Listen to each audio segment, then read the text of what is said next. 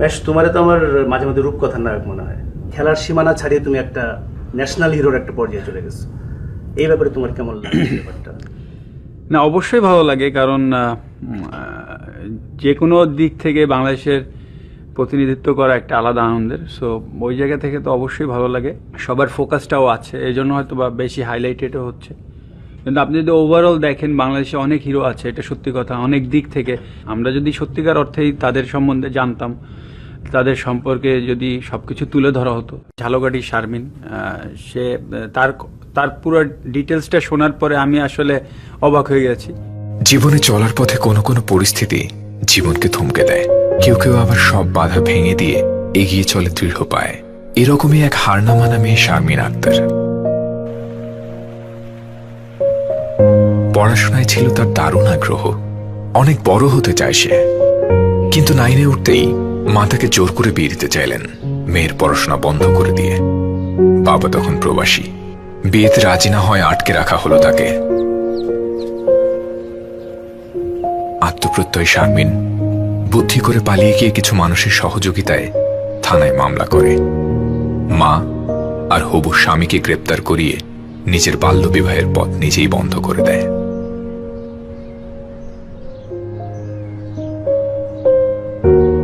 শারমিন স্বপ্ন দেখে পড়াশোনা করে বড় হয়ে মেয়েদের প্রতি এ ধরনের নির্যাতনের প্রতিবাদ করবে।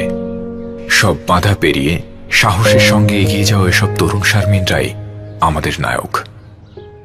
আমি আসলে কখনো কখনো এগুলো পড়ে দেখে আসলে অবাক হই এবং প্রচণ্ড ইমোশনাল হয়ে যায়। যেমন আপনি যদি বলেন ফেনীর নেসার ভাই, উনি এখন চিটাগাংয়ে থাকে, ওনার কর্মস্থল চিটাগাং।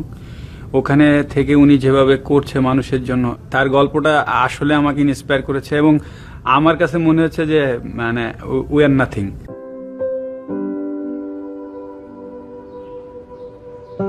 17 কোটি জনসংখ্যার এই দেশে বেশিরভাগ মানুষই নিজেকে নিয়ে ব্যস্ত।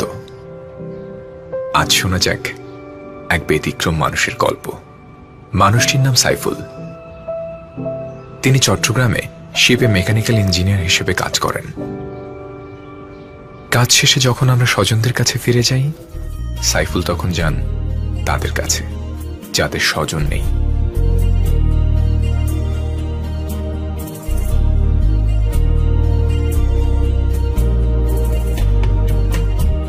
হ্যাঁ, হাসপাতালে অজ্ঞাতনামা রোগীদের সুস্থ করে বাড়ি পৌঁছে দেয় সাইফুলের ব্রত।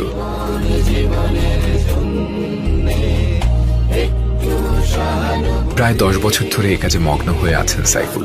সেবা দিয়েছেন 600 জন রোগীকে।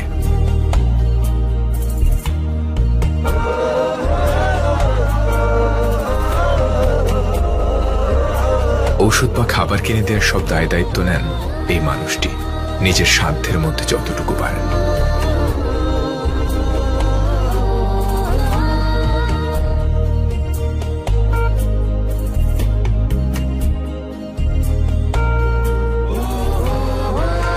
অসহায় মানুষের নিঃস্বার্থ সেবায় জীবন বিলিয়ে দেয়া এই তরুণ সাইফুলরাই আমাদের নায়ক।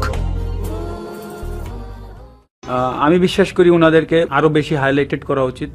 যেমন আমি যদি বলি যে মাবিয়া, উনি যখন গোল্ড পেল, গোল্ড পাওয়ার পরে ওনার হিস্ট্রিটা আমরা জেনেছি।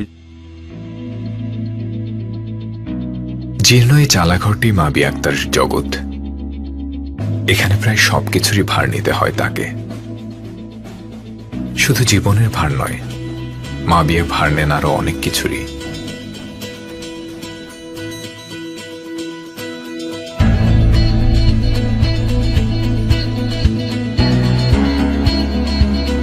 কিন্তু সবকিছু পেছনে ফেলে পড়াশোনার ভার উত্তোলনের প্র্যাকটিস চলে নিয়মিত।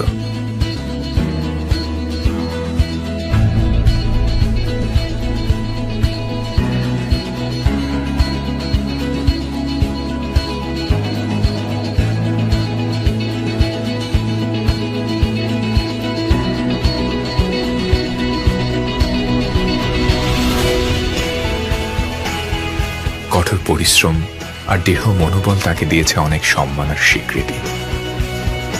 এরই মধ্যে তিনি নির্বাচিত হন 2016 সালে সাউথ এশিয়ান গেমসের জন্য। জীবনযাপনের এই টানাপোড়েনে শেষ পর্যন্ত কি যাওয়া হবে তার?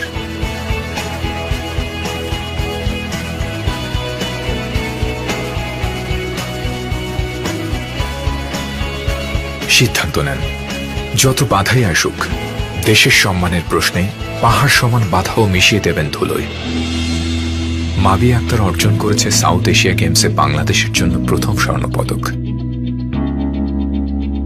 সব বাধা পেরিয়ে দুরন্ত গতিতে এগিয়ে চলা এই তরুণ মাবিয়ারাই আমাদের নায়ক। যেমন ধরেন আব্দুল্লাহর কথাই বলি। শীতের সকালে যখন কম্বলটা আরেকটু ভালোভাবে জড়িয়ে আমরা মধুর আলস্য উপভোগ করছি, তখন ঢাকার বুকে ছোট্ট ঘরে শুরু হয় এক অদম্য তরুণের অফিস যাওয়ার প্রস্তুতি।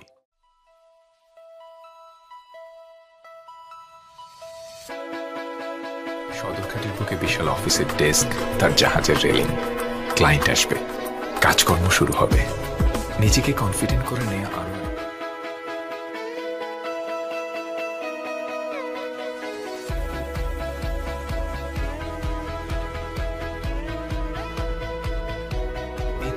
শুরু হয়ে গেল মিটিং। দরদাম ঠিকঠাক, যতই কষ্ট হোক না কেন ক্লায়েন্টের প্রয়োজন অনুযায়ী ডেলিভারি দিয়ে দেন সময়। তারপর আবার ছুটে চল। অফিসের এত এত কাজের চাপ ছাপিয়ে আব্দুল্লাহর মন পড়ে থাকে খেলাধুলা।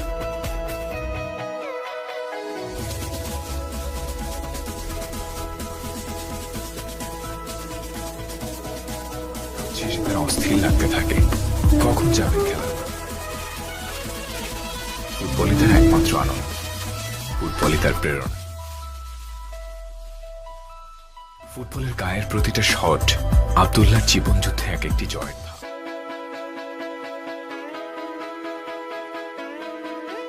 সব বাধা পেরিয়ে দুরন্ত গতিতে এগিয়ে চলা এই তরুণ আব্দুল্লাহরাই আমাদের নায়ক। আসলে আমরা তো এত গল্প করলাম, এত দেখলাম, আপনার কাছে একটা জিনিস চাবো, কারণ আমি যাদের কথা বললাম এইমাত্র তারা অ্যাকচুয়ালি আমার চোখে তারা হিরো।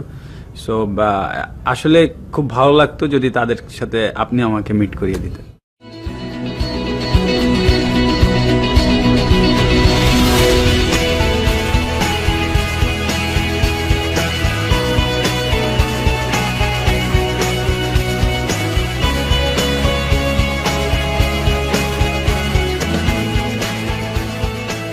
ধন্যবাদ দাদা আপনাকে। আর আমি আপনাদের সবাইকে কিন্তু চিনি, আপনাদের সম্বন্ধে জানি।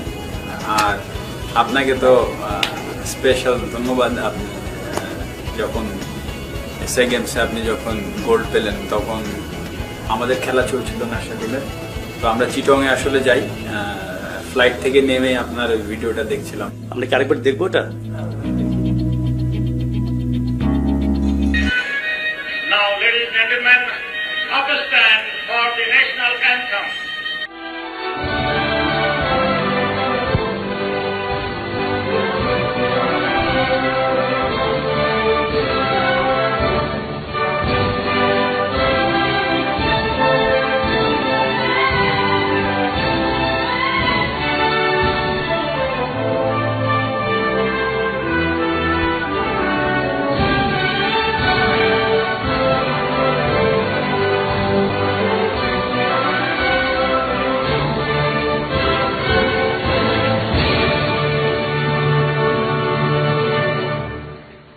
আঠারো বছর পূর্তিতে প্রথম আলোর পক্ষ থেকে আমাদের এই সব নায়কদের প্রতি জানাই অভিবাদন। তারুণ্যই আমাদের শক্তি, তারুণ্যই প্রেরণা। এদেশের বুকে